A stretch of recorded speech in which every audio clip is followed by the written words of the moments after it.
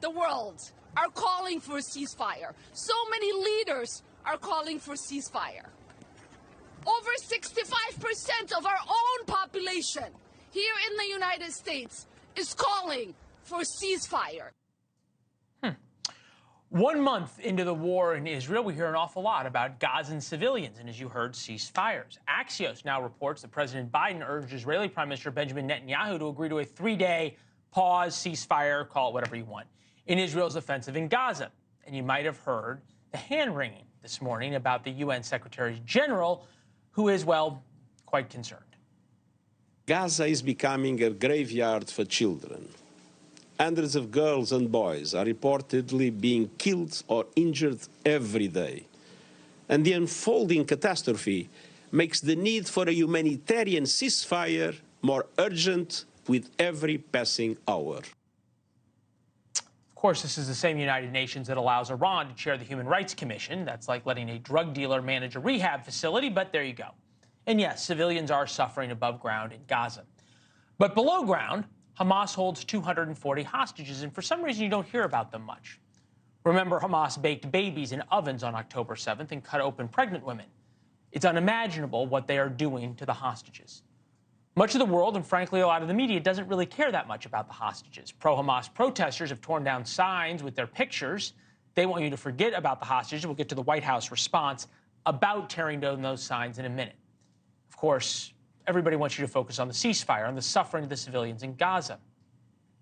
We're joined now by Liran Berman, whose brothers, twins, Ziv and Gali, were abducted on October 7th from a kibbutz near the Gaza border, and by Ido Shamriz, whose brother Alon was taken from the same kibbutz. Gentlemen, we appreciate you being here. Thank you for having us. When you hear the word ceasefire, what does it mean to you? I don't know. I don't really want to deal with the actions that the Israel or the military or other politicians are doing. I'm just really worried about my brother. Liran, when you wait, I know you go to bed thinking about him, you wake up thinking about him, you dream thinking about him. What do you think about? What scares you the most? Their well-being. We have no idea how are they, if they are injured, if they are alive. We have no idea whatsoever. We heard nothing. We just hope that they are together and, of course, that they are alive, unharmed. Ido, humanitarian aid sent to Gaza, 665 trucks, 3,000 tons of food, 17,000 tons of medical equipment, 600 tons of equipment for temporary shelters, 1.15 million liters of water. We're safe to assume probably that your brother hasn't seen any of that. I don't know. I really don't know. We don't get any information. Would it be easier if you knew? Of course. I don't know what his condition. I don't know if he's injured, if drinking water or eating bread. I don't know nothing. We didn't hear nothing. How do you see this ending? Do you have any idea? The only way it can end is by all 240 plus hostages coming back home to their families. This is the only way that us, the families, can see an end, a rightful end for this.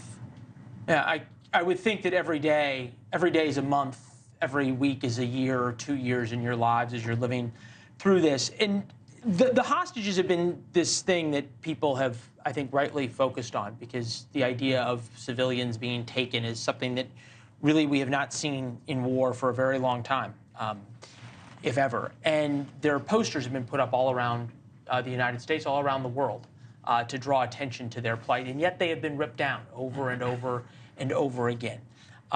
Today, the White House was asked about that, about the tearing down of these posters. Take a listen to what they said. I've sort of kind of seen the reporting here and there. I think it was from last week, There's right? Been like 30 million videos that got around. No, I know, I hear you. I hear you. I'm just not going to, I'm not going to. Is that peaceful protest to pull that down, or should you not be doing I'm just that? not going to go into specifics on that particular thing. Obviously, the White House didn't want to get into the politics of protests in the United States because of some very powerful pro-Hamas groups on the left. But, Liran, how is it, in your mind, that the issue of young men, but also babies and mothers and old people being kidnapped and held in Gaza and underground, how has that become controversial in this world? It's beyond me. I have no idea what the mindset of people who tear down those posters are. What's it make you feel like when you see that? Very sad. Very sad. It feels like we are lying, which we are not. I haven't seen my two younger brothers for a month. I don't know when they will come back and in what condition. To see them tear down those posters, it's upsetting, saddening, hurtful. Yeah. Ida? Same feelings. Thanks for watching. Go to joinnn.com to find NewsNation on your television provider. And don't forget to click the red subscribe button below to get more of NewsNation's fact-driven, unbiased coverage.